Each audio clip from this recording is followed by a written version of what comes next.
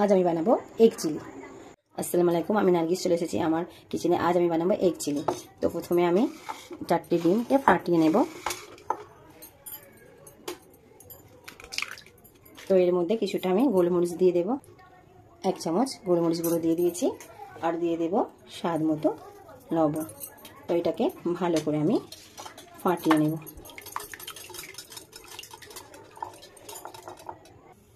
তো কিছুটা তেল আমি দিয়ে দিলাম ডিমটা ভেজে নেওয়ার জন্য। তো ডিমটা আমি এটাকে ভালো করে আমি ফ্রাই করে নেব।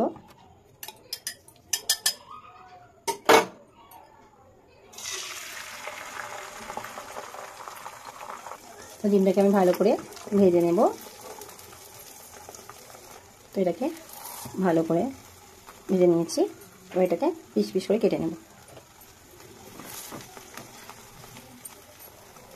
তো এটাকে আমি এবার পিস পিস করে কেটে নেব। এইভাবে আমি এগুলোকে পিস পিস করে কেটে নিয়েছি।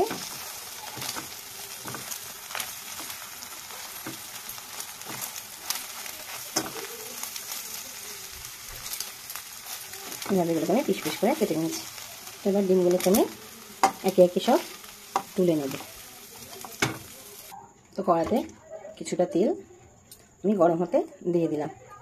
তো আমি এবার তেলটা গরম হয়ে গেছে, এবার দিয়ে দেবো 1 চামচ আদা রসুন পেস্ট, এটা পিছিয়ে নিয়েছি। তো এর মধ্যে এবার দিয়ে দেবো কাঁচা লঙ্কা কুচি, পেঁয়াজ কুচি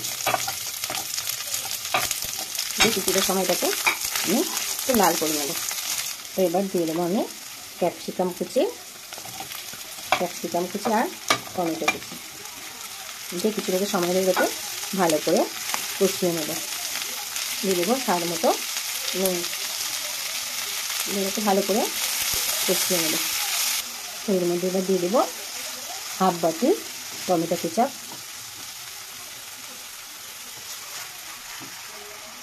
দিয়ে দেবো 1 চামচ ডার্ক সস। যেহেতু কাঁচা লঙ্কা দিয়েছি তো সেহেতু আর বেশি চিলি সস দেবো না, দিয়ে দেবো 1 চামচ চিলি সস, আর 1 চামচ দিয়ে দেবো ভিনিগার। এটাকে দিয়ে ভালো করে ফাটিয়ে নেব, মানে কষিয়ে নেব।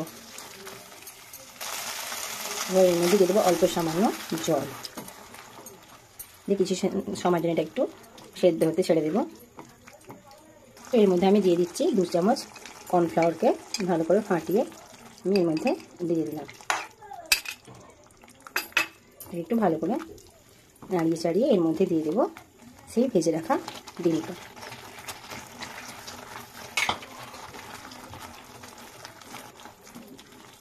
তো এটা 2 থেকে 3 মিনিট ফুটলেই আমার চিলি এগ রেডি হয়ে যাবে। তো আমার চিলি এগটা পুরোপুরি রেডি হয়ে গেছে।